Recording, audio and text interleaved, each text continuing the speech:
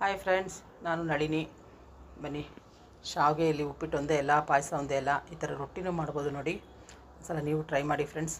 ಒಂದು 1/4 kg ಶಾವಿಗೆಗೆ 2 spoon ರವೆ, 2 spoon ಅಕ್ಕಿ ಹಿಟ್ಟು ತೊಗೊಂಡಿದ್ದೀನಿ. ಈ ಮೂರೂ ಸ್ವಲ್ಪ ಮೊಸರು ಹಾಕಿ ನೆನೆಸಿಡ್ತಾ ಇದ್ದೀನಿ. ಸ್ವಲ್ಪ ನೀರು ಹಾಕ್ಕೊಳ್ಳಿ, ನೆನೆಯೋ ಅಷ್ಟು ಮಾತ್ರ.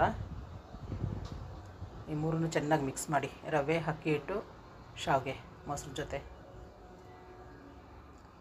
ಎಷ್ಟು ಚೆನ್ನಾಗಿ ನೆಂದರೆ ಅಷ್ಟು ಚೆನ್ನಾಗಿರುತ್ತೆ ಫ್ರೆಂಡ್ಸ್. ಒಂದು 15 ನಿಮಿಷ ನೆಂದರೂ ಸಾಕು, ಚೆನ್ನಾಗಿ ಮಿಕ್ಸ್ ಆಗಬೇಕಷ್ಟೆ. ನಾನು ಇದಕ್ಕೆ ಸ್ವಲ್ಪ ಉಪ್ಪು, ರುಚಿಗೆ ತಕ್ಕಷ್ಟು ಉಪ್ಪು, ಒಂದು 1/4 ಸ್ಪೂನಷ್ಟು ಸೋಡಾ ಹಾಕ್ಕೊಳ್ತಾ ಇದ್ದೀನಿ.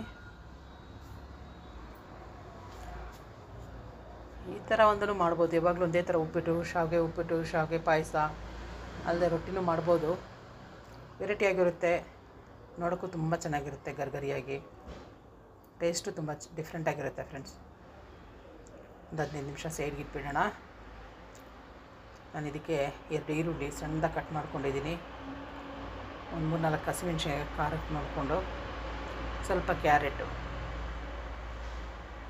ಸ್ವಲ್ಪ ಕೊತ್ತಂಬರಿ ಸೊಪ್ಪು, ಇಷ್ಟು ಮಿಕ್ಸ್ ಮಾಡ್ಕೊಳ್ಳೋಣ. ನಾನು ಇದು ಕಾಯಿ ಚಟ್ನಿ ಮಾಡ್ಕೊಂಡಿದ್ದೀನಿ ನಂಚ್ಕೊಳ್ಳೋಕ್ಕೆ.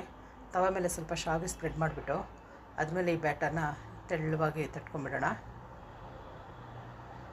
ಮತ್ತು ಅದ್ರ ಮೇಲೆ ಸ್ವಲ್ಪ ಶಾವಿಗೆನ ಸ್ಪ್ರೆಡ್ ಮಾಡೋಣ. ತುಂಬ ಗರಿಗರಿಯಾಗಿರುತ್ತೆ ಫ್ರೆಂಡ್ಸ್. ನಾವು ಇದಕ್ಕೆ ಕೊತ್ತಂಬರಿ ಸೊಪ್ಪು, ಮೆಂತ್ಯ ಸೊಪ್ಪು, ಸಬ್ಬಕ್ಷಿ ಸೊಪ್ಪು ಎಲ್ಲ ಹಾಕೋಬೋದು, ಪುದೀನ ಎಲ್ಲ. ನಾನು ಅದೇನು ಇರಲಿಲ್ಲ ಇವತ್ತು, ಸುಮ್ಮನೆ ಕೊತ್ತಂಬರಿ ಕ್ಯಾರೆಟ್ ಅಷ್ಟೇ ಹಾಕಿದ್ದೀನಿ ಈರುಳ್ಳಿ ಜೊತೆ. ನೋಡಿ, 2 ಕಡೆನೂ ಎಷ್ಟು ಚೆನ್ನಾಗಿ ಬ್ರೌನ್ ಕಲರಾಗಿ ಸುಟ್ಕೊಂಡ್ಬಿಡೋಣ.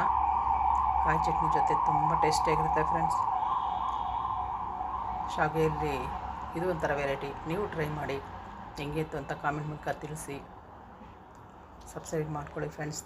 ನನ್ನ ಚಾನಲ್ನ ಲೈಕ್ ಮಾಡಿ, ಸಬ್ಸ್ಕ್ರೈಬ್ ಮಾಡಿ, ನಿಮ್ಮ ಫ್ರೆಂಡ್ಸ್ಗೂ ಶೇರ್ ಮಾಡ್ಕೊಳ್ಳಿ ವಿಡಿಯೋನ. Thank you friends.